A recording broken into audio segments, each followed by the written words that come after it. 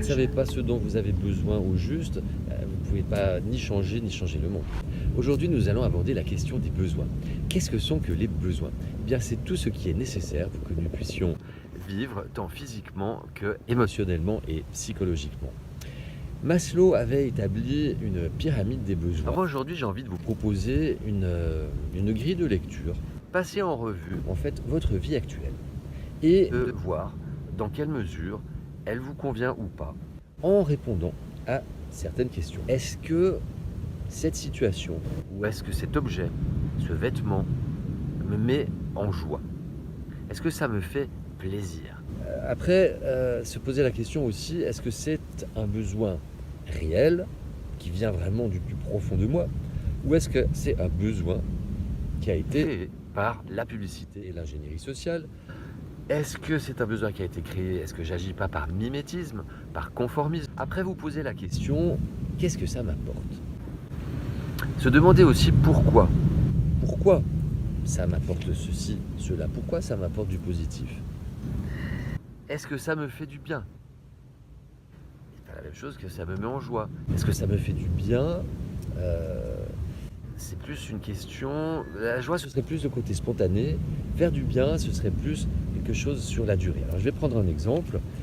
Vous sortez avec des amis, vous allez, comme on appelle, faire la fête, et il est possible que vous agrémentiez votre soirée d'alcool ou de drogue récréative pour vous amuser, pour faire la fête. Vous allez faire du bien, mais est-ce que c'est du bien en apparence, dû à des artifices, ou est-ce que c'est un bien réel? Parce que quand on prend des produits artificiels comme ça, on est bien sur le moment, mais après, la vie revient. Donc si vous essayez de noyer votre vie de la semaine, par exemple, elle va revenir au galop, et puis souvent, elle revient même plus fort, c'est-à-dire qu'il y a ce qu'on appelle une descente. Avec certaines drogues récréatives, vous vous trouvez dans un état quasi dépressif, qui peut d'ailleurs mener à la dépression. Ça nous amène au sujet de la dépendance. Est-ce que cette situation, cet objet ou ce produit, est-ce que j'en suis dépendant? Et également, est-ce que cet objet, est-ce que j'ai vraiment besoin d'en avoir un que pour moi, ou est-ce qu'il ne serait pas possible de le mutualiser, comme on appelle, c'est-à-dire d'en avoir un pour plusieurs? Alors, ça peut être un pour plusieurs dans l'immeuble, ça peut être avec un groupe d'amis, selon l'objet. Ça peut être également passer par de la location au lieu d'acheter un objet notamment électronique ou électroménager. Ça peut être, si vous décidez d'en acheter un, eh bien, est-ce que vous avez vraiment besoin d'en acheter un neuf? Est-ce qu'une occasion ne pourrait pas vous satisfaire? Parce que ça, on va l'aborder dans d'autres vidéos, mais si vous achetez à chaque fois des objets neufs, vous entretenez le système que vous probablement critiquez, qui ne vous satisfait pas. Et vous pourrez également, si vous souhaitez vous défaire de certains objets ou de certains vêtements, les vendre sur différents sites. Il y a Le Bon Coin, il y a Vinted, enfin il y a plein de possibilités, et vraiment je vous le conseille.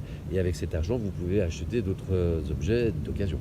Et au final, vous allez faire quoi? Vous allez faire des économies. Mais des économies pas que d'argent, des économies de temps.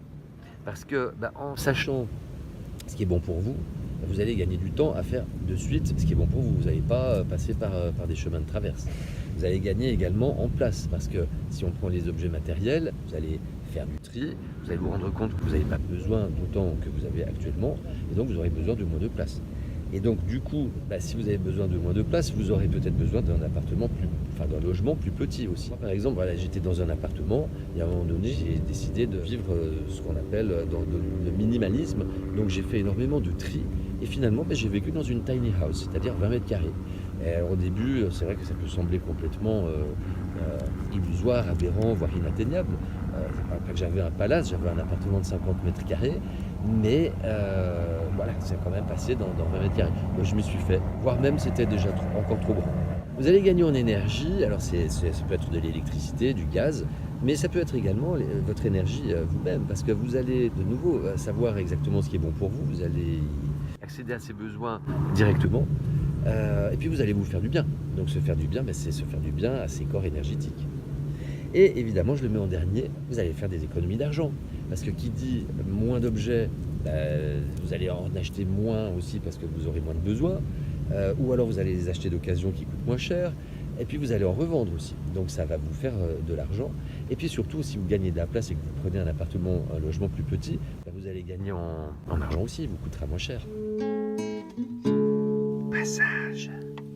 La grille de lecture que je vous propose, c'est est-ce que j'en ai besoin tout court? Est-ce que j'en ai besoin maintenant? Est-ce que j'en ai besoin tout seul?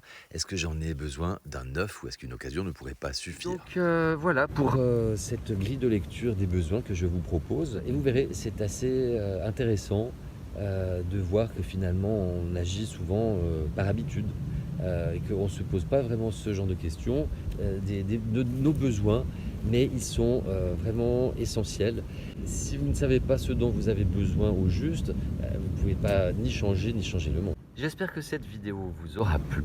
Merci de votre attention. Je vous invite à vous abonner, à cliquer sur la cloche.